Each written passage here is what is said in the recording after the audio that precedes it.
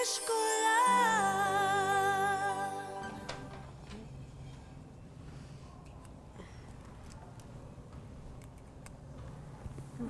Ma'am, ma'am, huwag niyo po muna persahin ng katawan ninyo.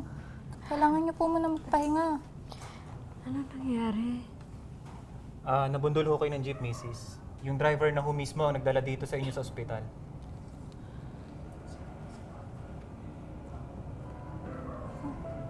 Kailangan niyo po magpahinga. Nasaan yung anak ko? Paano yung anak ko? Nasaan siya? Nasaan si Esel? Narito po. Yung anak ko.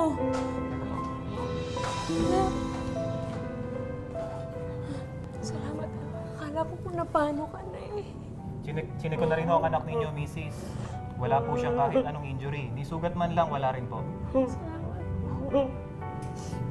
Okay ka ba, anak? Opo, Mami. I love you, Mami. Si Beth ang pinakanapuruhan sa aksidente. Ipinagamot naman siya ng nakasagasa sa kanya at sa tagal niyang nasa ospital, ang tanging nag-aalaga sa kanya ay ang anak na si Esel. Mom. Anak. Salamat, anak. Mom. Salamat. Napakalaking himala na walang masamang nangyari sa'yo. Kaya dapat mag-pray ka kay Papa Jesus. Magpasalamat ka dahil hindi ka niya pinabayaan. Pati ang mami hindi rin niya pinabayaan. Ha? Opo. Opo, Mom. Nag-pray ka ba kay Papa Jesus? Opo, Mami. Nagpasalamat ka? Opo. Pambihira man ang dinanas na pagsubok ni Beth. Mas nakakahanga kung paano niya nalampasan ang mga ito. Marami ang humanga sa kanyang katatagan, kaya madalas din siyang maimbitahan ng mga simbahan para ikwento ang buhay nilang mag-ina at magsilbing inspirasyon sa iba. Siguro sa iba, isang sumpa ang pagkakaroon ng isang special child. Pero para sa akin, sa buhay ko, isang napakalaking biyaya si Esel.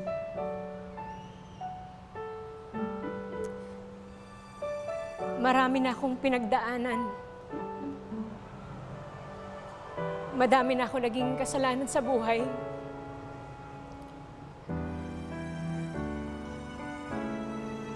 Pero dahil kay Esel,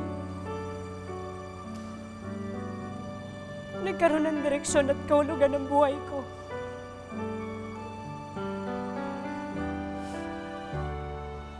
Kahit gaano kahirap ang buhay namin, hindi kami pinababayaan ng Panginoon.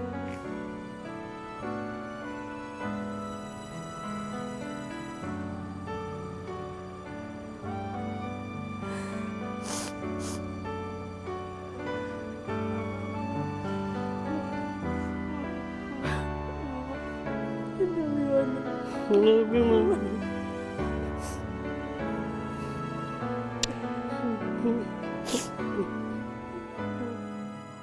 Dito raw po sa kaling ito sa Pasig, madalas matagpuan ang mag-inang Beth at Esel.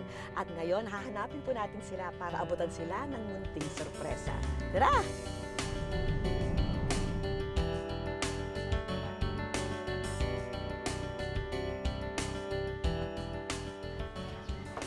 Ay, ayan! Ito ata. Kayo si Nanay Beth?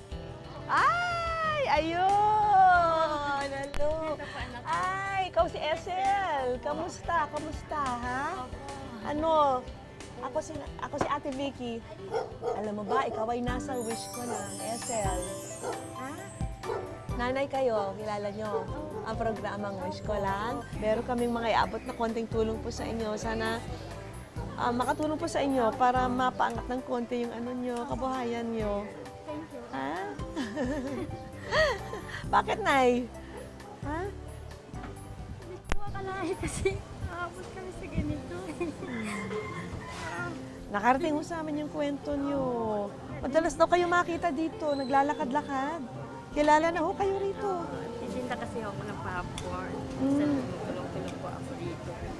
At umi-extra-extra rin ho kayo rito? Minsan, no, pag nagtitinda ako ng popcorn sa ano po, sa UST, sa IUP. Mm-mm.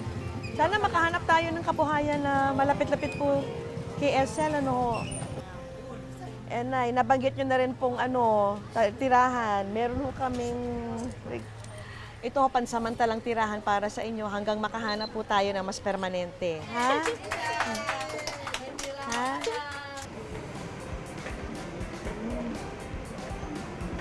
Nakikita mo na ba, SL? Nakikita mo? Ha? Ito, panimula. Ha? Para sa inyo yan. Ha? Hmm?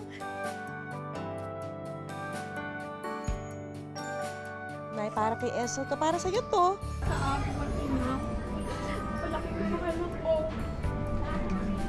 Saka sa Channel 7 po, sa staff niyo po, sa inyo po, sa mga crew niyo po. Tapos, Nay, abay, try na natin yung susi niyo. Ayun, hawak-hawak niyo. Dito.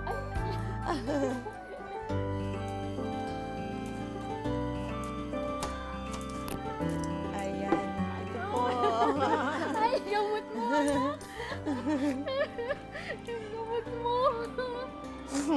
Nakilala niyo kaagad yung gamot. Ayan, dito tayo. Oh, ito ang importante. Salamat po. Sige, Nay, pati ito ho. Sa inyo ho ito, yung electric fan, itong mga furniture, para kung lumipat ho kayo sa isang lugar na mas sa inyo, mas affordable, mas convenient, dala nyo na ito.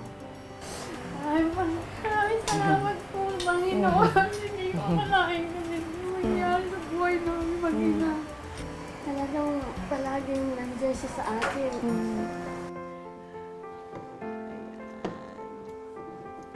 Ayan, ganda. Sa pangyakap? Sa pangyakap? Hmm? Happy ka? Sa kwento ni Beth, inulan man siya ng mga pagsubok sa buhay, hindi siya nawala ng pag-asa.